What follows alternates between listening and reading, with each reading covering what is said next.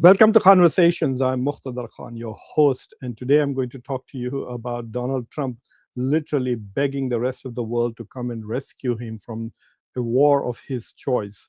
It is becoming increasingly apparent that Donald Trump is not able to control Iran.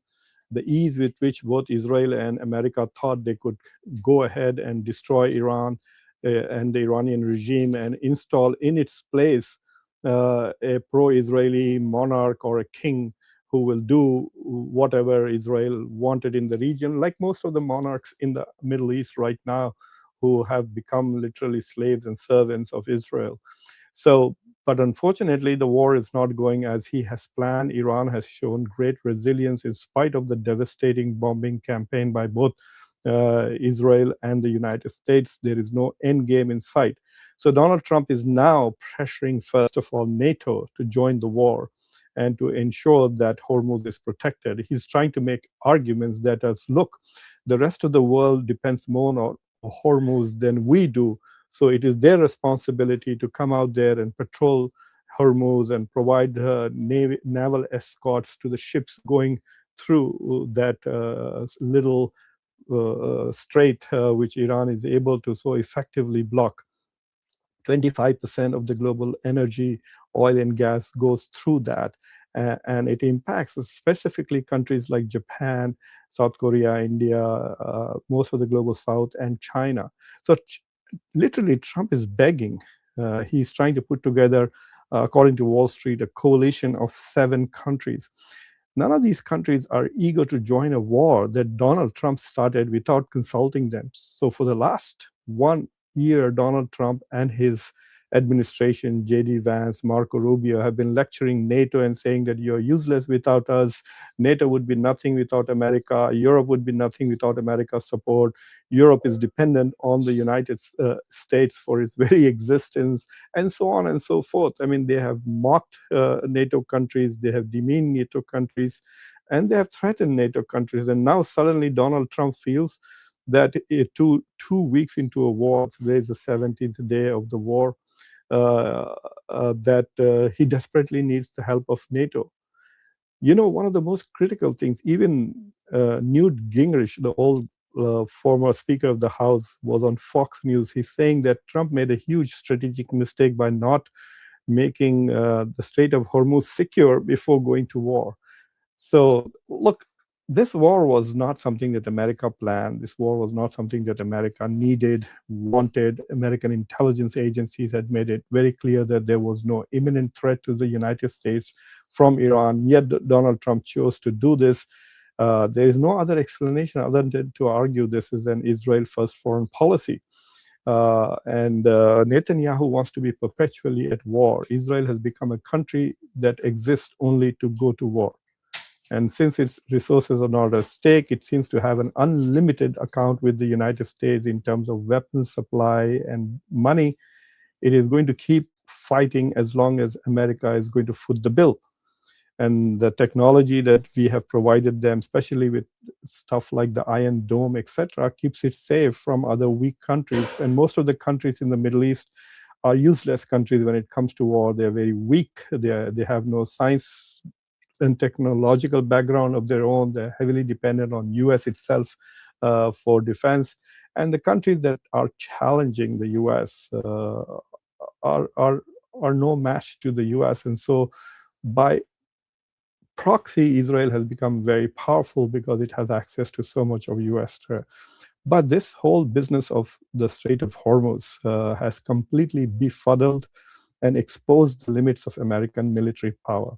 Look, I have said this in the past many times, that the lesson that the United States could draw from the wars that it fought in Iraq and Afghanistan for nearly 2 decades, spent anywhere between $4 to $6 trillion, lost thousands and thousands of American lives, and even those who did not die are suffering from PTSD. The suicide rates in the American army is many times that of the society, which means that people who have gone and performed duty in Afghanistan and Iraq are suffering mentally. So a mental illness, there have been opioid crises, etc. So America has paid a heavy price for those wars with no political victory.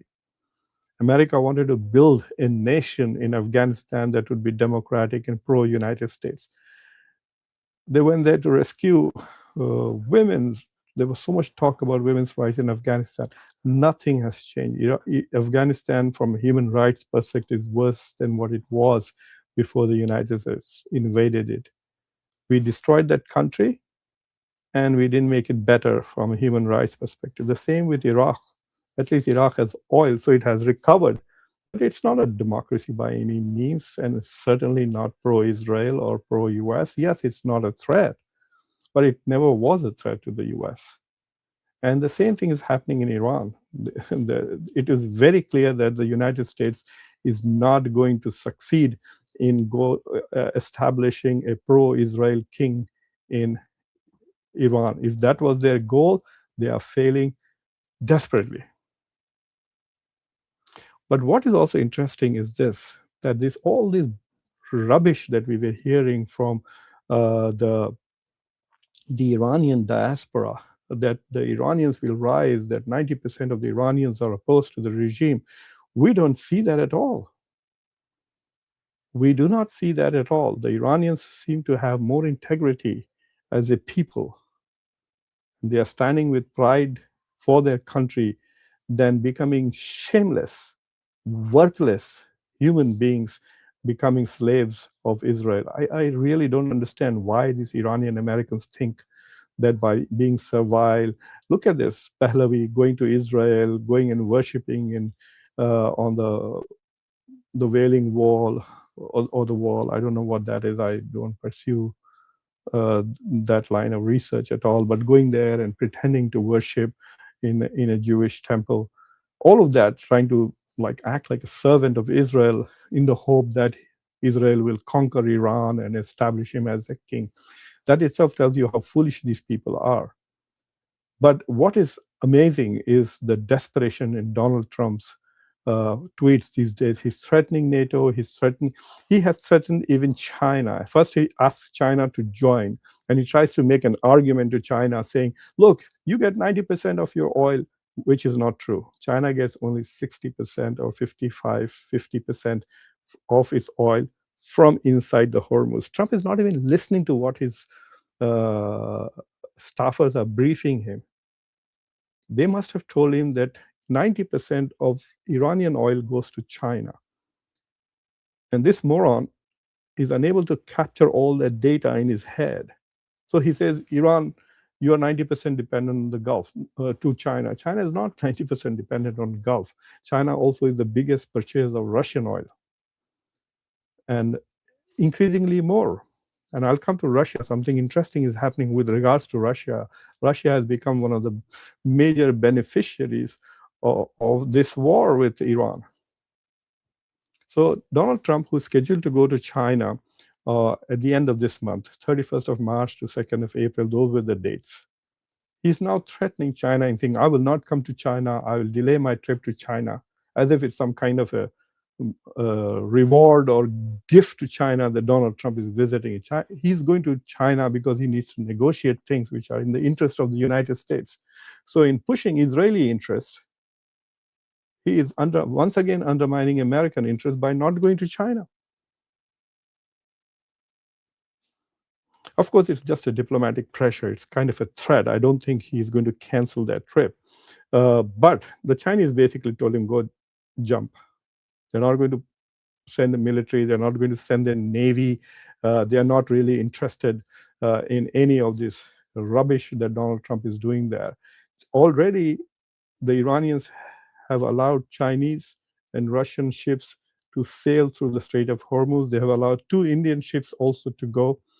I think the Iranians have allowed those 2 ships of India's Pushpak and another one, I can't just remember the name, that's also with a P. They've allowed those 2 ships to go through because India has allowed 2 of Iranian ships to dock in Indian harbors.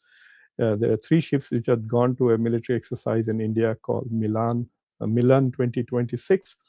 Those ships are unarmed, and the United States sunk 1 Iranian unarmed Navy ship. So India has allowed 2 of them to stay in India. And so as a quid pro quo, I think the Iranians have allowed 2 Indian ships to go through. About 22 of Indian ships are out there blocked. But the Chinese ships and Russian ships are being allowed through the Strait of Hormuz. And what is also interesting is that a lot of ships which are stuck there have been requesting the US Navy to help them. And the US Navy has not helped or escorted anybody until now. So I find this very interesting. There seems to be a very profound security fear, I think, in the US Navy, that to go through Strait of Hormuz is too risky, too dangerous. So they want to spread the risk out there. They want the Japanese to come and take some heat. And Japan depends heavily on the Gulf oil, so does South Korea. They've asked Japanese and Australian navies to join. They've asked the French and the British. They've asked the Chinese. Interestingly, they've not asked Russia. But I don't know who the other 7 countries. They have not asked India, which is another interesting thing, that America, even though India tries to be such a strategic, comprehensive, they have all these.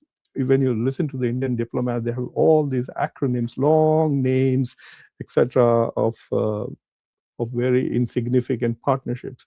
India is supposed to be a major partner of Israel and the United States. Where is India in this war? So what are these defense agreements that India is making, which it is not living up to? So this is another interesting aspect of this war. Now, as far as Russia is concerned, Putin has done something incredible. There are lots of reports today that the Mujtaba Khamenei, the new supreme leader of Iran, is actually in Moscow right now. Apparently he's lost a leg and he's in need of medical treatment, and Iranian hospitals are not able to provide the kind of aid and help he needs because of the incessant bombing by Israelis and the Americans. So it seems that the Russians flew Mujtaba Khamenei out of Iran and took him to Russia, and he's under treatment there, which also means that he is safe there. Which means that this whole talk that we will kill all the leadership has ended. By the way, you have noticed that after the first initial attack, now we don't hear any news about Iranian leadership being killed or destroyed, even though there are lots of rumors out there about Netanyahu having been killed. There are rumors that Netanyahu is actually in Germany hiding and trying to be safe and prosecuting the war from there. I have no confirmation about that. Netanyahu has not really been seen credibly, except for that one video where he's drinking coffee. And so we don't know, but there are lots of rumors going on that several ministers and generals in Israel too have already died in this war.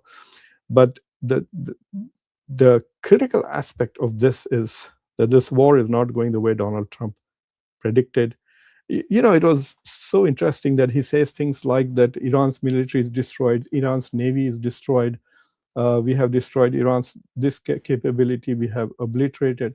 Then why does he need the help of the whole world to come and rescue him from his war? Donald Trump is begging the whole world to come and rescue him from the war that he started. I have never, ever seen such this is moronic. There's no other way to define what Donald Trump has done at a time when America is experiencing an affordability crisis. In the last 8 to 10 years, American salaries and income of average Americans has gone up by only 35 to 37%.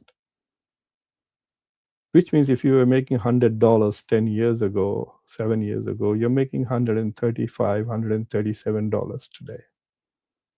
But rent, groceries, healthcare, mortgages, all of this have gone up by 60 to 100%.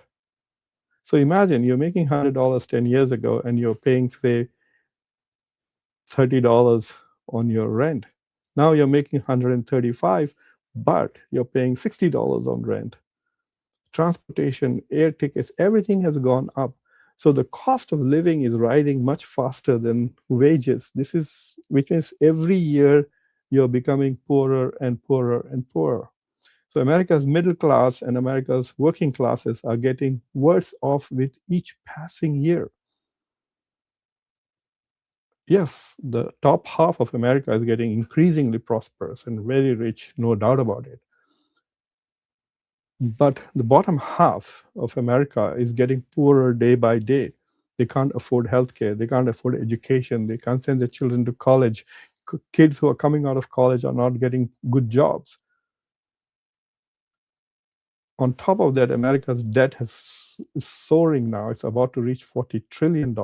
And that's just the public debt.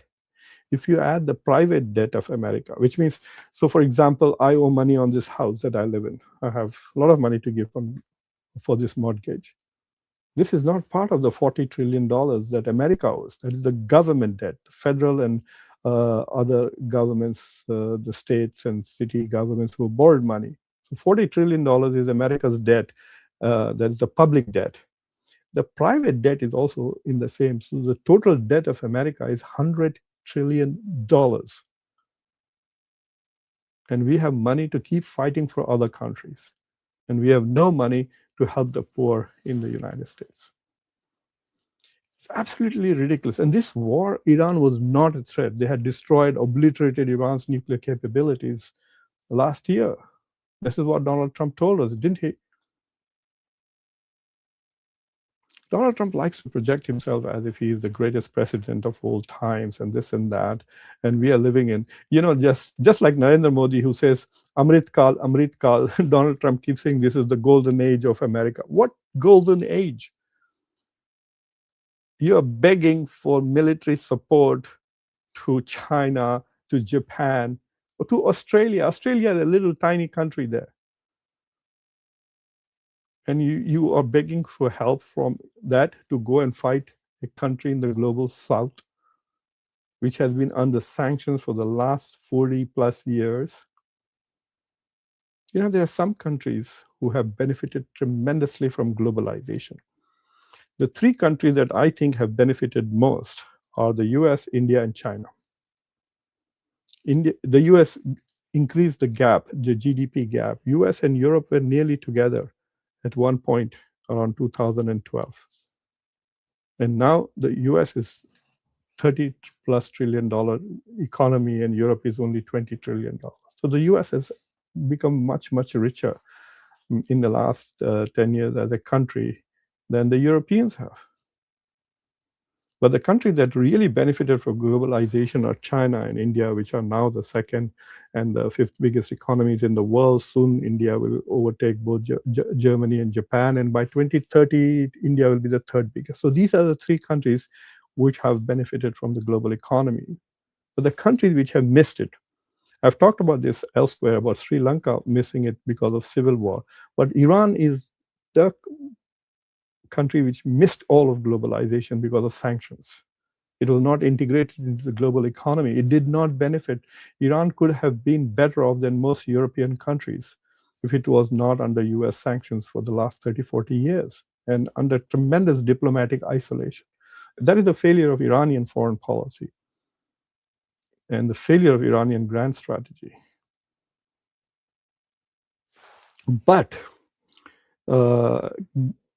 But in spite of that, you have a country that has been weakened for 40 years by sanctions, relentless sanctions.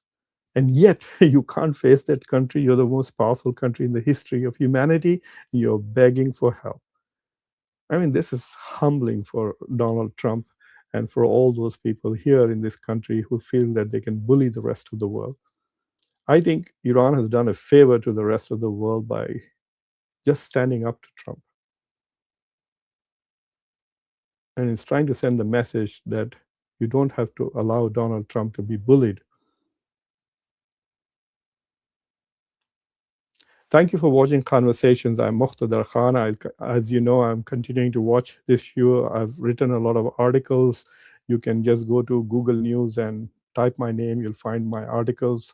I'm doing a lot of television. I was doing BBC this morning. So you can keep hearing me talking on the various aspects of this Iran war all day long. But please also subscribe to the channel.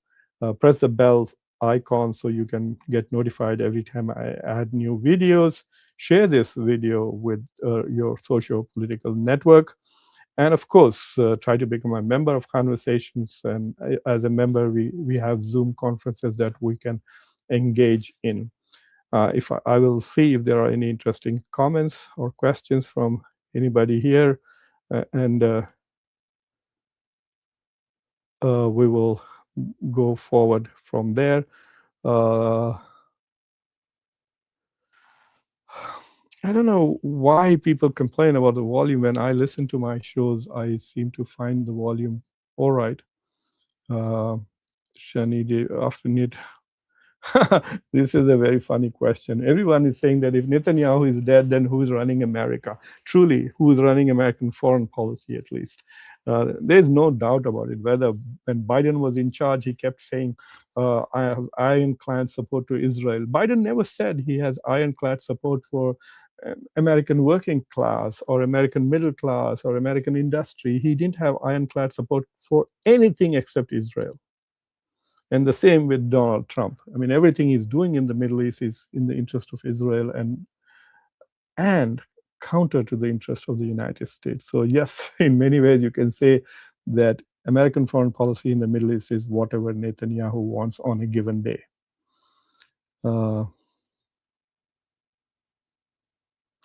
And they are useless people, these people. They have no sense of anything. They think India is a very powerful country, and then they behave as if that just being close to Israel makes India great. No, India is irrelevant. Donald Trump has not asked India to come and help. Why not? If Modi went all the way to Tehran, to Israel and said, we stand with Israel. So why isn't he asking India for help?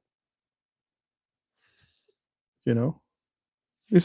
Nobody in the Indian media is going to ask you this question. They're just trying to project that India is important. No, India is the chair of the BRICS this year. It's doing nothing.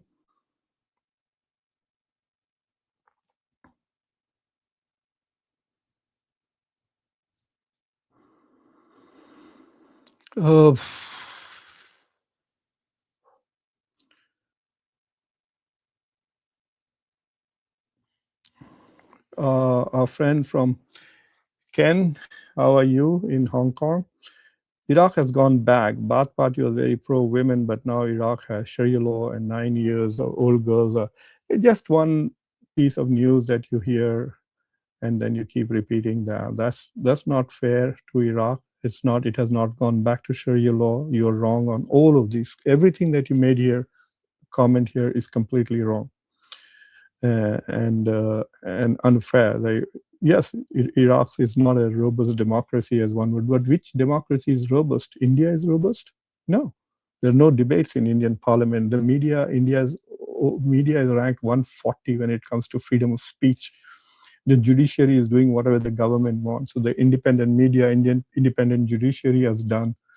BJP chief ministers are running campaigns promising to kill their own citizens with guns in order to get votes.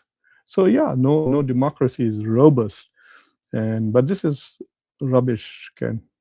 You should read up a little bit more on what's happening in Iraq.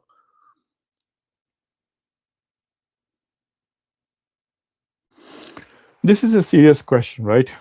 I've been saying this repeatedly on my show that whatever happens, America is going to lose the war from a strategic point of view, in the sense that it's not going to get a pro-Israeli king or pro-Israeli government there. And a regime change is not happening. So in that sense, America will lose this war. But that doesn't mean that Iran is going to win anything. It's just going to survive. It's like saying that, oh my God, today I'm doing reasonably well. Today I have a house, I have a car, I have a library. And then after this fight, well, I might lose a hand, I might lose 2 legs, my car is destroyed, my house is burned down, but I'm still here. And that's not a win. And so, yes, Israel will try its best to destroy Iran's industrial capacity.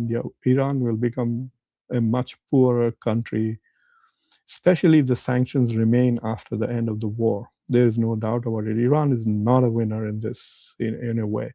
In the sense, the Iranian regime will survive and it will humiliate the United States, but financially, it's not a big deal for the US. We will simply print some dollars, we'll borrow more money. A lot of that money is also borrowed from American citizens. Not all of it is borrowed from foreign countries, so it's all right. Um, so it's not as bad a situation as we make it out. Yes, for half of the poor Americans, life is getting a bit more expensive, and they're not living as well as they would like to. That's the problem. The affordability in crisis doesn't mean people are out on the streets and begging. They have houses, they have cars, they have things, but they are still not able to live life as they would like to live. That's very different from what is going to happen in Iran. People are suffering. There is acid rain happening, infrastructure, hospitals are destroyed, schools were broken up, and they're going to bomb Iran. And this is the price of standing up to the United States and Israel.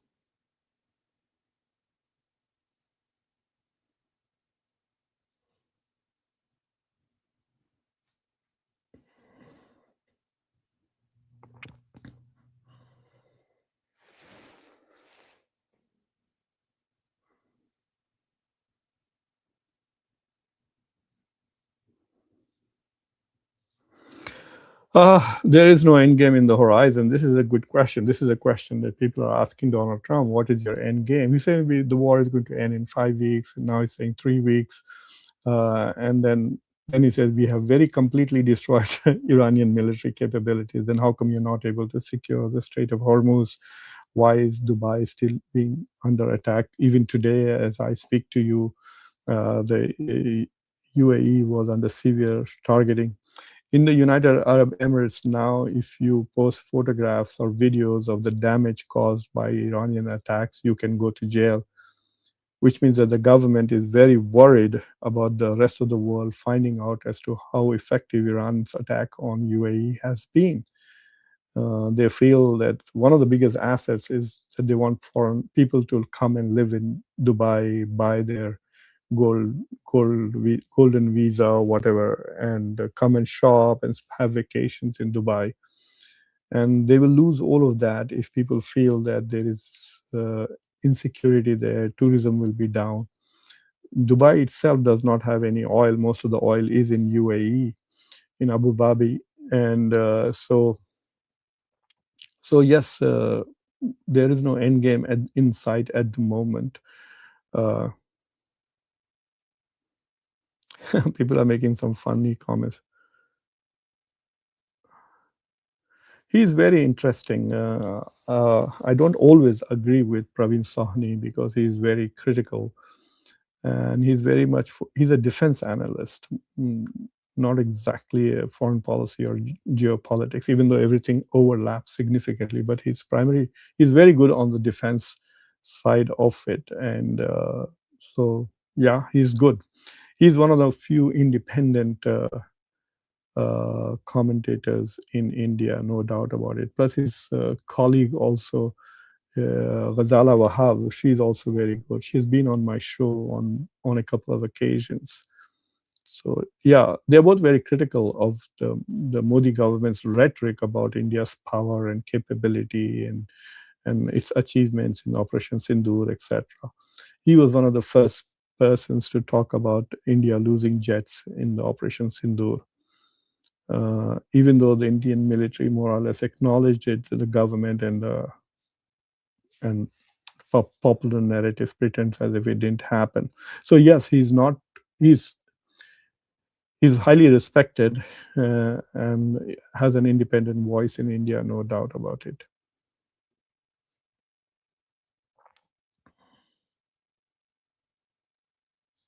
I mean, yeah, so is America a feudal society here? We have billionaires who are running this country as if it's a feudal country. In India, you have castes, and the Brahmins are running the country, the upper caste Hindus.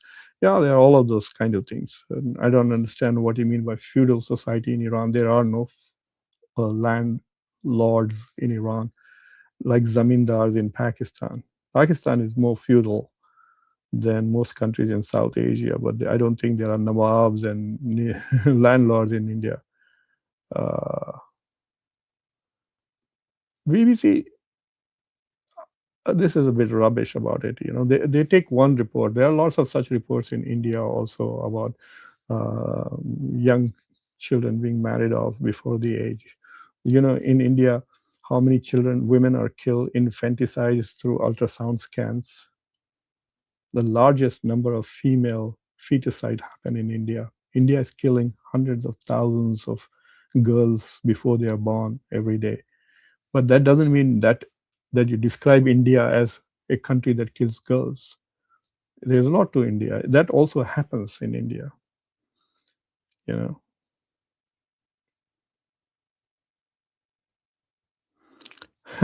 Anyway, thank you very much for watching Conversations. For those of you who are in India, I will be on Satya Hindi in 1 hour.